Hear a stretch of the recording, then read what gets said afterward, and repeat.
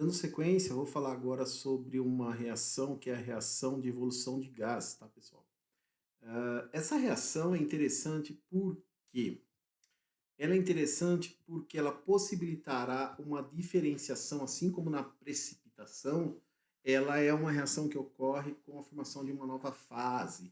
Ou seja, você sai do sistema AC, né, que eu mostro para você, AC, AC, AC, e você tem aqui um G de gás, tá, pessoal? Então, reação que envolve evolução de gás, a gente chama reação de evolução de gás ou gases, né, dependendo da reação. Bom, um dos exemplos que eu posso dar para vocês aqui é a formação de gás diretamente por troca iônica, né, que a gente chama de troca iônica, ou ion exchange, né? É uma reação onde você simplesmente vai ter a troca dos íons. Por exemplo, se você dissolver o sulfeto de potássio com e uma solução de ácido sulfúrico, esse cara aqui vai se dissociar, esse vai se dissociar. E o que, que vai acontecer se você misturar os dois? Você vai ter a troca do potássio pelo hidrogênio e aqui o hidrogênio pelo potássio. Então, o próton troca pelo potássio, certo?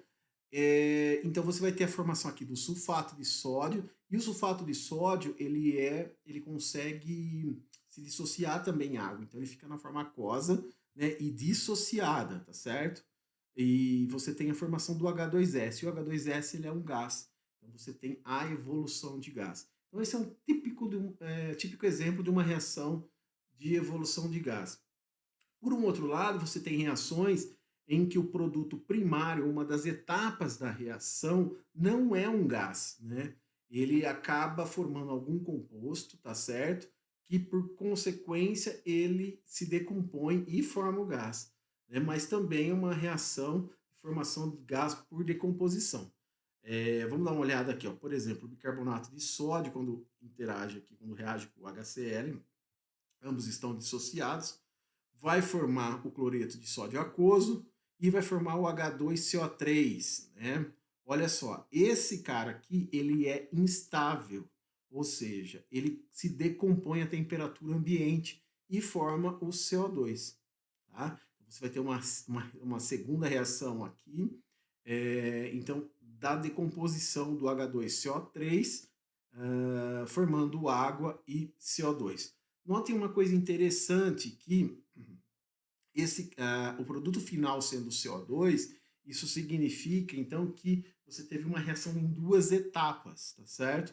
É o que a gente chama reação em duas etapas ou reações múltiplas, né? Que vai levar à formação então do CO2 aqui, que seria uma reação de evolução de gás. Então, nós temos aqui um exemplo de reação de evolução de gás, dois exemplos, na verdade, onde você tem simplesmente a troca iônica dos compostos, e no segundo exemplo que eu mostro para vocês é uma reação que leva à formação de um composto que se decompõe em um gás. Isso é interessante porque você vai ter duas fases agora, a fase aquosa, né, aqui ó, H2O líquido e CO2, sendo que o CO2 vai evoluir, então possivelmente a gente vê a formação de bolhas, né, que é característico de uma reação, a formação de bolhas é característica de uma reação de formação de gás. Vamos fazer a nossa análise molecular corriqueira, né? O que, que acontece então? Por exemplo, aqui eu estou mostrando para vocês a reação já direta, né, de formação de CO2 a partir do bicarbonato de sódio. Notem que aqui eu estou adicionando, então, estou adicionando aqui uma solução de bicarbonato de sódio meio ácido, aqui uma solução de HCl, né? Então você tem aqui o bicarbonato de sódio dissociado, né, em sódio, e aqui HCO3 menos, então você tem íons, né, esses íons estão solvatados, né, eles estão dissociados em água.